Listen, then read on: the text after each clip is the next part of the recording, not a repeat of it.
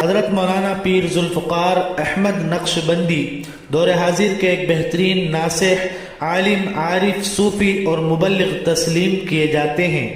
آپ کی اصل مقبولیت کا حلقہ اہل مدارس میں ہے، مگر جدید تعلیم یافتہ نوجوان اذہان بھی اب تیزی سے شیخ کے گرویدہ ہو رہے ہیں۔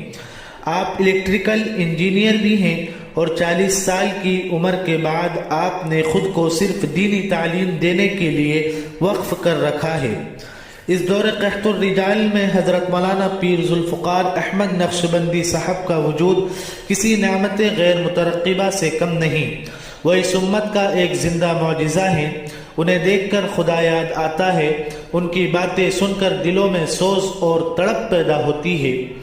یہ صرف میں ہی نہیں کہہ رہا ہوں، بلکہ تقریباً یہی جملے ہر اس شخص کی زبان پر ہے جس نے ان 4 دنوں میں سے کوئی ایک لمحہ بھی ان کے ساتھ گزار لیا ہے یا ان کی باتیں دل کے کانوں سے سن لی ہے۔ واقعی کوئی زمانہ اللہ کے نیک بندوں سے خالی نہیں رہتا۔ اس کے ساتھ یہ بھی ایک ناقابل تردید حقیقت ہے کہ اللہ اپنے بندوں میں سے جس سے چاہے بڑے سے بڑا کام لیتا ہے۔ لفظ پیر سے لگتا ہے کہ وہ کوئی بہت ہی بوڑھے اور عمر رسیدہ ہوں گے، لیکن ماشاءاللہ صحت بھی اچھی ہے۔ بلند قد و قامت اور معتدل جسامت کے ساتھ ان کی صحت قابل رشک ہے۔ ہم نے اپنے بہت سے بزرگوں کو دیکھا ہے جن پر نگاہ پڑتی تھی تو ہٹنے کا نام نہیں لیتی تھی۔ بعینی ہی یہی کیفیت پیر صاحب کی ہے۔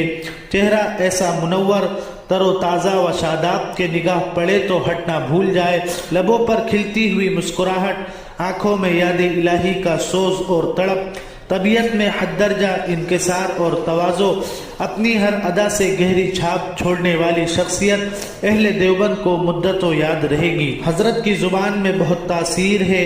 تقریریں تو بہت لوگ کرتے ہیں، گھنٹوں گھنٹوں کرتے ہیں، الفاظ کا سما باندھ دیتے ہیں، لیکن جب لوگ مجلسوں سے اٹھتے ہیں تو ان کے پلے کچھ بھی نہیں ہوتا، جیسے آئے تھے ویسے ہی رخصت ہو جاتے ہیں۔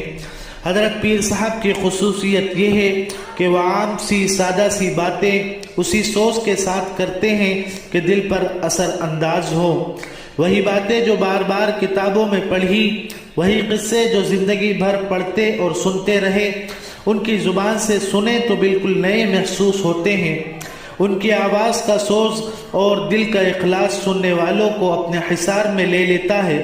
ایسا بہت کم ہوتا ہے کہ ہزاروں کا مجمع تقریر کے دوران بالکل ساکت و صامت ہو جائے اور ماحول پر ایسا سناٹا طاری ہو جائے کہ سوئی گرے تو اس کے گرنے کی آواز سنائی دے۔ حضرت پیر صاحب جب تقریر شروع کرتے ہیں تو ایسا ہی ہوتا ہے، اور بدشوق سے بدشوق انسان کو بھی پتہ نہیں چلتا کہ کب تقریر شروع ہوئی اور کب ختم ہو گئی۔ 2-2.5 گھنٹے کس طرح منٹوں میں گزر گئے۔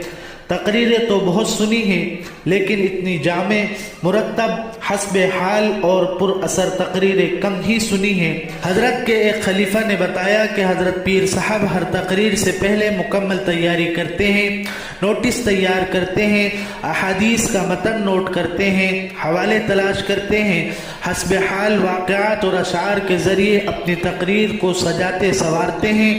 تقریر سے کچھ دیر پہلے تنہائی اختیار کر لیتے ہیں اور رب کریم سے رو رو کر دعا کرتے ہیں کہ اللہ میری تقریر میں اثر دے، میری زبان میں حق بات کہنے کی صلاحیت پیدا فرما۔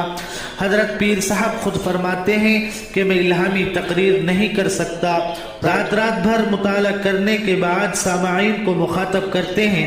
یہی وجہ ہے کہ ان کی تقریر موضوع کے دائرے میں رہتی ہے، حشو و زوائد سے پاک اور نہایت مرتب۔ حضرت پیر صاحب کی تقریروں میں حکیم الامت حضرت تھانوی کا رنگ جھلکتا ہے، جن کے وعظ ہم نے سنے نہیں ہیں، پڑھے ضرور ہیں، جو حضرت کے باکمال شاگردوں نے کئی گھنٹوں بیٹھ کر من وعن نقل کیے۔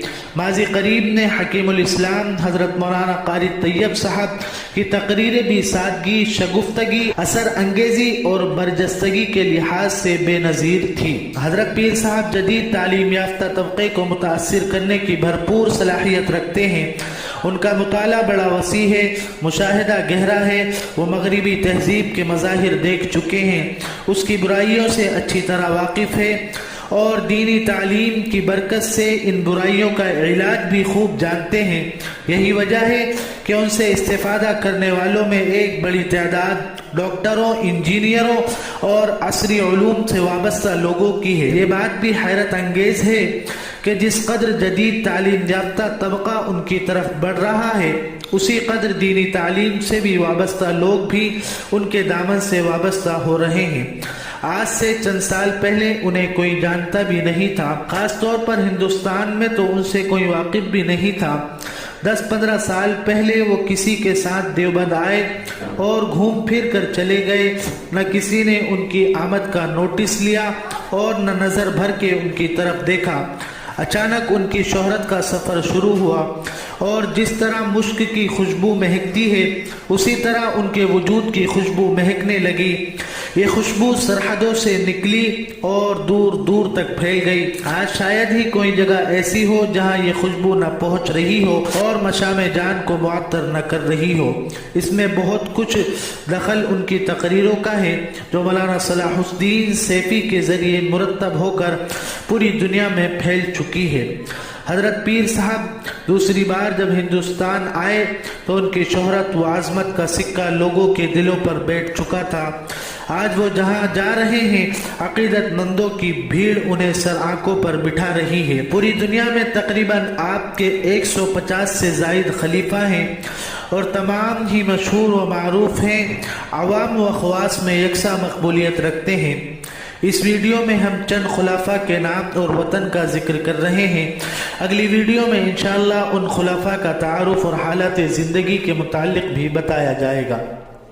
حضرت مولانا خلیل الرحمن سجاد نعمانی انڈیا، حضرت مولانا فضل الرحمن صاحب نقشبندی پاکستان، حضرت مولانا صلاح الدین سیفی صاحب گجرات انڈیا، حضرت مولانا ابراہیم صاحب نقشبندی پاکستان، حضرت مولانا عباد الرحمن صاحب نقشبندی انڈیا، حضرت مولانا الیاس صاحب پاکستان، حضرت مولانا طلحہ صاحب انڈیا، حضرت مولانا الیاس گھمن صاحب پاکستان، حضرت مولانا محمود مدنی صاحب انڈیا۔